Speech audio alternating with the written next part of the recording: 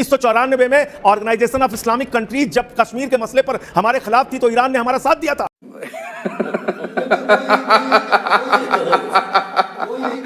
ये मैंने बता दी जानकारी, पर नहीं वो पुरानी बातें हो गई, नई दोस्तियां जो गढ़ी जा रही हैं, नए रिश्ते जो बनाए जा रहे हैं। एक मिनट सुनिए ना, 2017 में इजराइल गए प्रधानमंत्री मोदी, अब फिर गए, दूसरी यात्रा की। ऑपरेशन सिंदूर में पूरी दुनिया चुप्पी साध कर बैठ गई थी, इजराइल ने भारत का साथ दिया, खुला समर्थन किया, कृषि क्षेत्र में सहयोग कर रहा है। तो नई दोस्ती जो गढ़ी जा रही है उनकी भी तो लाज रखनी है। आपने इसका मूल्यांकन किया? आपने इसका मूल्यांकन किया कि पूरी दुनिया क्यों शांत हो गई थी? दोस्तों, ईरान, इजराइल और अमेरिका के वॉर में अब भारत भी पिसने लगा है। भारत के जो विपक्ष है वो भी भारत को पिसने की कोशिश करता है। भारत में जितनी भी विपक्षी पार्टी है, जितने भी पॉलिटिकल पार्टी के लीडर है, वो सब ये कह रहे हैं कि प्रधानमंत्री मोदी का स्टैंड क्या है। प्रधानमंत्री मोदी इजराइल क्यों गए थे? प्रधानमंत्री मोदी सिर्फ 2 दिन पहले इजराइल गए, उसके 2 दिन बाद खamenei की मौत हो जाती है, जो ईरान के सुप्रीम लीडर है उसकी मौत हो जाती है। आखिर प्रधानमंत्री मोदी गए थे क्या करने? क्या वहां पे प्लान बनाने गए थे? ये है हमारे विपक्ष का स्टैंड, ये है हमारे विपक्ष के लोग ये कह रहे हैं।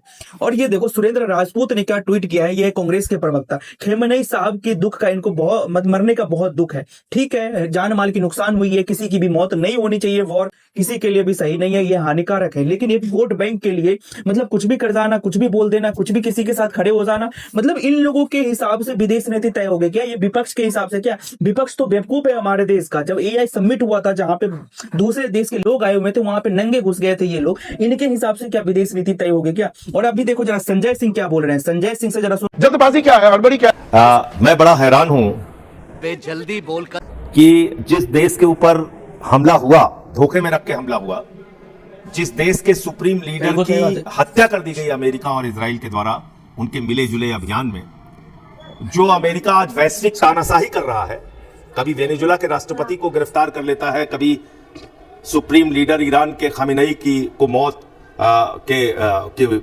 को मार देता है। हम शांति की अपील दोनों देशों से कर रहे हैं, हवा में कर रहे हैं शांति की अपील। कौन है ये लोग? पेड़ पौधे से कर रहे हैं शांति की अपील। हमारी इतनी हिम्मत नहीं हो रही है कि हम नाम ले सकें कि भाई, जब ईरान आपकी शर्तों को मानने के लिए तैयार था, परमाणु हथियार नहीं बनाएगा, इन शर्तों को मानने के लिए तैयार था, जैसा कि ओमान के विदेश मंत्री का दावा है, तो फिर आपने ईरान के ऊपर हमला क्यों किया? जब बातचीत चल रही थी हमला किया और अंतर्राष्ट्रीय नियमों का उल्लंघन किया, संयुक्त राष्ट्र के नियमों का उल्लंघन किया। इस सज्जन को क्या तकलीफ है भाई? वहां के चार्टर का उल्लंघन किया और आपने खamenei को मार दिया, जो वहां के सुप्रीम लीडर थे। उसके बाद भारत के प्रधानमंत्री की अमेरिका और इजराइल का नाम लेने की हिम्मत नहीं हो रही है। इजराइल के प्रधानमंत्री से बात कर रहे हैं, UAE के प्रधानमंत्री से बात कर रहे हैं, लेकिन वो ईरान के जो भी प्रतिनिधि हैं उनसे बात नहीं कर रहे हैं, अपना शोक का एक संदेश तक नहीं दे पा रहे हैं। अब देख तू अब तू गया बेटा। विदेश मंत्री ने वहां के विदेश मंत्री से बात की है। करोड़ के मुल्क के प्रधानमंत्री, दुनिया के सबसे बड़े लोकतंत्र के प्रधानमंत्री, जो अपने आप को विश्वगुरु कहते हैं, वो एक शोक का संदेश नहीं दे सकते?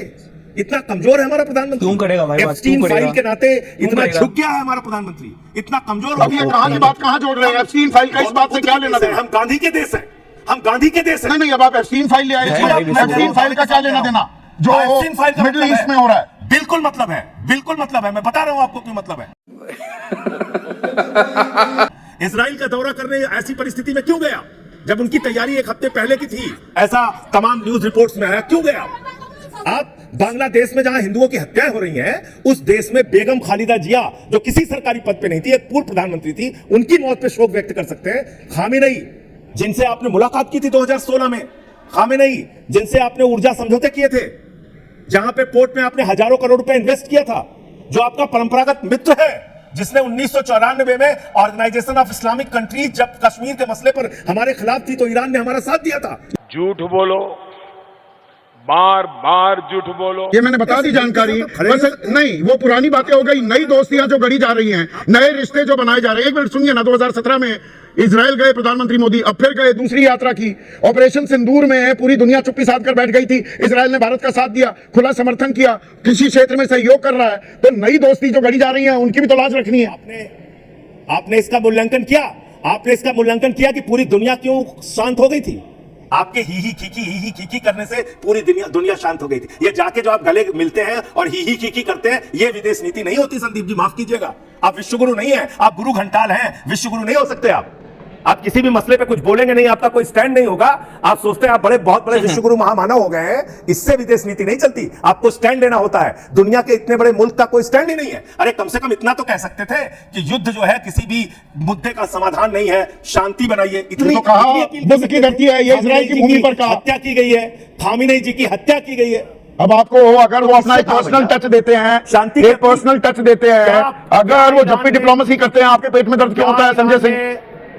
संदीप जी आप ऐसे घुमा फिरा के बात मत कीजिए। मैं आपसे बड़ी विनम्रता पूर्वक पूछ रहा हूं, क्या ईरान ने युद्ध की शुरुआत की थी? क्या जो आदमी हत्या का जिम्मेदार है, जिस आदमी ने अटैक किया, शांति की अपील करने में उसका नाम तक आप नहीं ले रहे, तो किससे शांति की अपील कर रहे हैं भाई? ये है आम आदमी पार्टी के सांसद संजय सिंह, और ये कह रहा है कि मोदी का स्टैंड क्या है, मोदी किसके साथ खड़ा है। ठीक है, हर क्वेश्चन जायज है, सवाल पूछे जाने चाहिए, लेकिन एक बात बताओ, जब 2 देशों 3 देशों में लड़ाई हो रही है तो इसमें क्या मतलब बनता है कि जो हम सही ढंग से बैठे हुए हैं, सही ढंग से हम चल रहे हैं, तो हमें उसमें कूदने की क्या जरूरत है? अगर 2 पक्षों में लड़ाई हो रही है तो कोई भी व्यक्ति यही कहेगा, तीसरा बंदा जो न्यूट्रल होगा वो यही कहेगा कि लड़ाई झगड़ा किसी भी मतलब समस्या का हल नहीं है, लड़ाई झगड़े नहीं होनी चाहिए, शांतिपूर्ण ढंग से बातें करके जो भी चीजें उसका हल निकालना चाहिए। कि मतलब एक के साथ कूद पड़ना चाहिए और दूसरों को मार देना चाहिए, ये है विदेश नीति? मतलब अगर प्रधानमंत्री मोदी ने ट्वीट करके मतलब ये कहा दोनों देशों को शांति बना के रखना चाहिए, तो इसमें हवा में बात हो गई। वाह, क्या आदमी है, क्या कमाल का व्यक्ति है। मतलब विपक्ष मतलब क्या चाहता है? क्या चाहता है विपक्ष? यही चाहता है कि ये भारत देश जो शांतिपूर्ण ढंग से चल रहे हैं, ये भी कूद पड़े, ये भी खामनेई के साथ, इजराइल के साथ, ईरान के साथ वॉर करने लग जाए। यही चाहता है। यही खामनेई ईरान 26/11 में किसके साथ खड़ा था? 26/11 में पाकिस्तान के साथ खड़ा था। ऑपरेशन सिंदूर में मतलब पूरे देश हमारे साथ खड़ा हुआ, इजराइल हमारे साथ खड़ा था, और ये कह रहा है कि हमारे साथ क्यों नहीं खड़ा था? इसका मूल्यांकन किया, इसका मूल्यांकन क्या करना है? वही की जो तुम बोल रहे हो, इससे मतलब विदेश नीति तय नहीं होती। ठीक है, समझ में आता है, तो हमारे साथ क्यों नहीं खड़ा हुआ? क्यों नहीं खड़ा हुआ हमारे साथ? अगर इजराइल खड़ा है तो हम इजराइल के साथ दोस्ती निभाएंगे ना, है? तो आपको प्रॉब्लम क्या है इसमें भाई? संजय सिंह, आपको क्या प्रॉब्लम है? हर जो विपक्ष का नेता है उसको क्या प्रॉब्लम है, समझ में नहीं आ रहा। दोस्तों बाकी आप क्या सोचते हो कमेंट्स में जरूर बताइएगा। मिलेंगे किसी नेक्स्ट वीडियो में, तब तक के लिए बाय बाय।